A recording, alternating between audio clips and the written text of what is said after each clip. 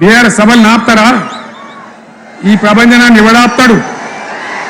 ఆగబడితే ఆగుతుందా?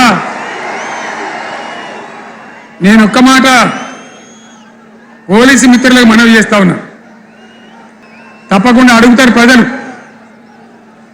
ఈ అడిగే హక్కును సోషల్ మీడియాలో బీఆర్ఎస్కు సోషల్ మీడియా వారియర్స్ ఉన్నారు, వాళ్ళు బ్రహ్మాండంగా పనిచేస్తున్నారు, ఖచ్చితంగా అడుగుతున్నారు ప్రజల తరఫున.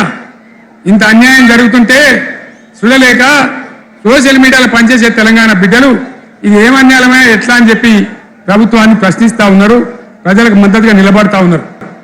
వాళ్ళ మీద కేసులు, వాళ్ళని పట్టుకపోవడు. పోలీస్ సోదరులను నేను అడుగుతా ఉన్నా, మీరెందుకు దునుకులాడుతుండే? మీకేమక్కడ వచ్చింది? మీకొక్కటి చెప్తున్నా నేను, గ్యారంటీగా పోలీసు మిత్రులారా, ఇవాళ పోయి రాత్రి మీ డైరీలలో రాసుకోండి, మీ డైరీలలో రాసి పెట్టుకోండి. 100కు 100% ఇవాళ తెలంగాణ చెలరేగిన పరిస్థితికి మళ్ళా వచ్చేది బీఆర్ఎస్ గవర్నమెంటే. అది ఎవడు కూడా ఆపలేడు, అది ఎవరి తరం కాదు, ఎవరి వశం కాదు. మీకు తెలియదా? మీరు పోలీసు ఉద్యోగాలు చేస్తున్నారు, మీరు చదువుకోలేదా?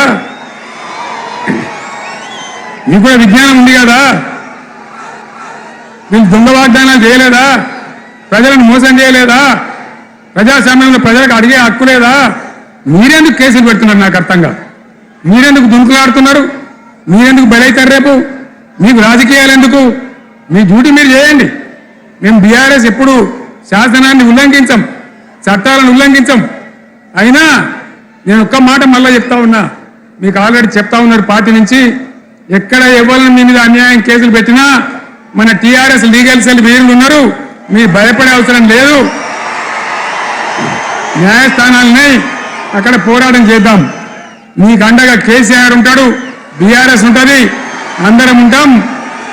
బీఆర్ఎస్ ఉంటుంది, అందరం ఉంటాం. ఇక ఈడికెళ్ళి నేను కూడా ఊకోను, నేను బయలుదేరతా. యాందాకైనా మంచిదే. ఎవరెవరి సంగతి ఏందో, ఎవరైనా లెక్క ఏందో అన్ని కూడా లెక్కలు తీద్దామని మనవి చేస్తా ఉన్నా. ఈ రకంగా